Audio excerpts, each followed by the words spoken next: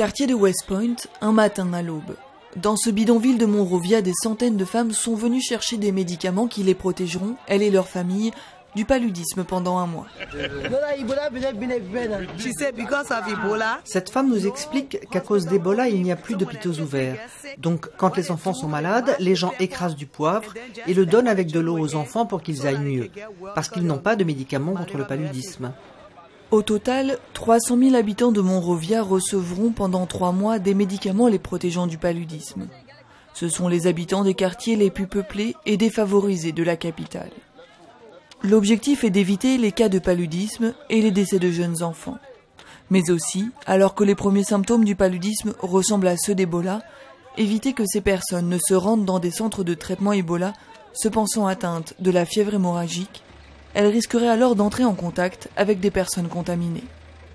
Mais organiser une distribution pendant cette épidémie présente aussi des contraintes.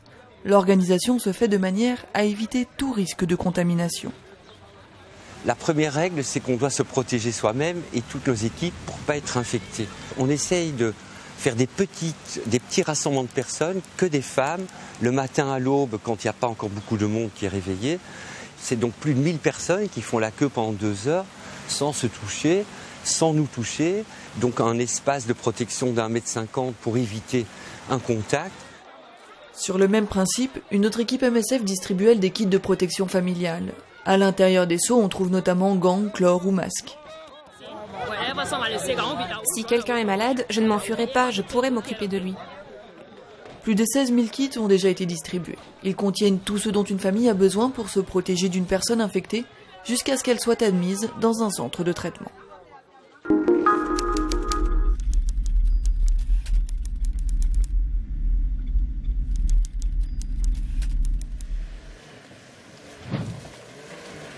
Après des mois de pluie, il ne reste plus grand-chose des routes dans les environs de Kerema. Mais ni la mer, dangereuse, ni les rivières, infestées de crocodiles, ne sont une alternative envisageable. Dans ces conditions, comment accéder aux personnes qui vivent dans les communautés les plus isolées et souffrent peut-être de tuberculose? MSF a décidé de tester une nouvelle approche. Les échantillons de crachat qui permettent de diagnostiquer la maladie sont envoyés jusqu'à l'hôpital de Kerema par des drones.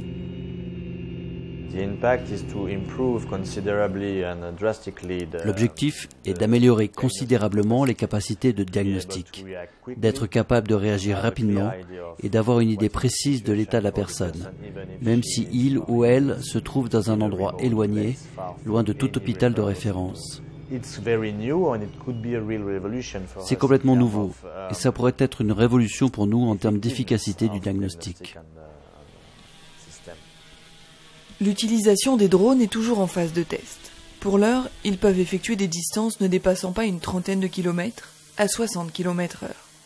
Il suffit d'un téléphone portable pour les diriger. À Kerema, l'équipe MSF travaille aussi directement dans l'hôpital.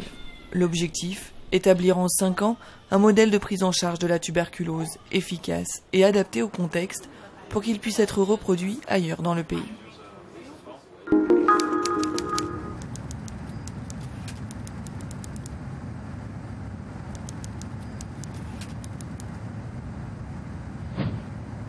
État du Nord Bahr el Ghazal, au Soudan du Sud.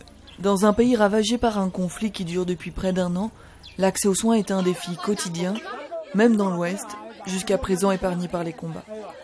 La plupart des centres de santé n'ont pas assez de médicaments contre le paludisme.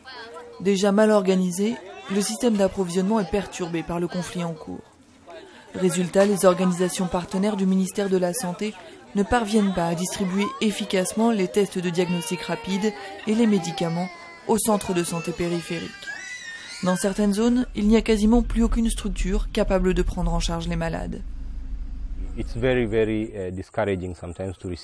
C'est décourageant parfois de recevoir des gens malades qui souffrent de maladies que nous pouvons soigner mais qui arrivent trop tard. C'est ce qui nous décourage le plus, les personnes qui arrivent au stade terminal. Nous avons perdu des patients parce qu'ils sont arrivés trop malades. Certains patients doivent voyager plusieurs heures, quand ce n'est pas plusieurs jours, avant de recevoir une prise en charge médicale. Avec 5 structures de santé dans l'ouest du pays, MSF ne peut pas couvrir tous les besoins sanitaires de la population.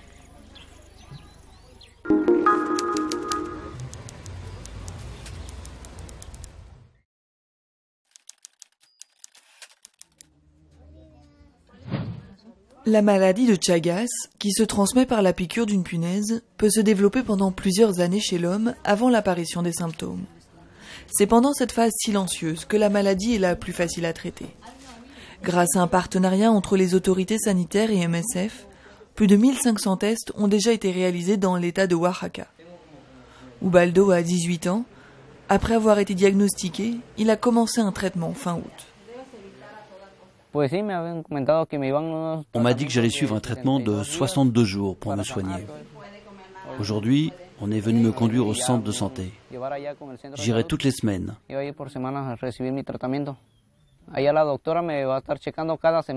Le médecin suivra les progrès de mon traitement.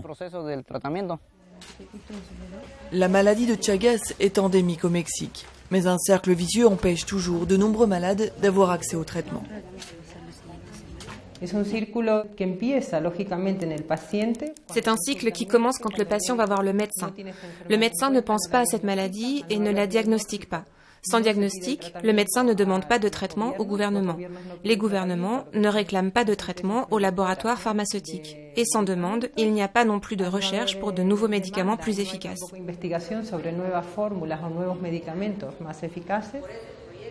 Le projet mis en place dans l'état de Oaxaca vise à briser ce cercle vicieux et à s'étendre dans le reste du pays.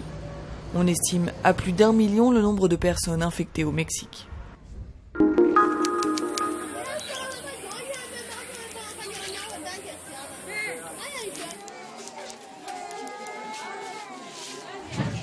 À chaque enfant qui arrive dans le centre de santé de Conseguela, c'est le même rituel.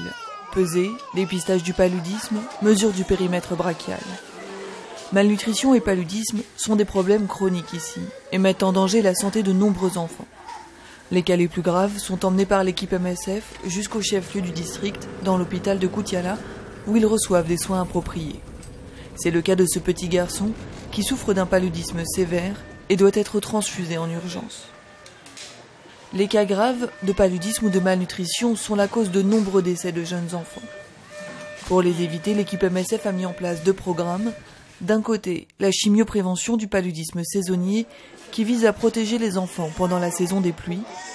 De l'autre, la distribution d'aliments supplémentaires prêts à l'emploi aux enfants sains pour éviter qu'ils ne souffrent de malnutrition. Des mesures qui ont déjà permis à des milliers d'enfants de grandir en bonne santé.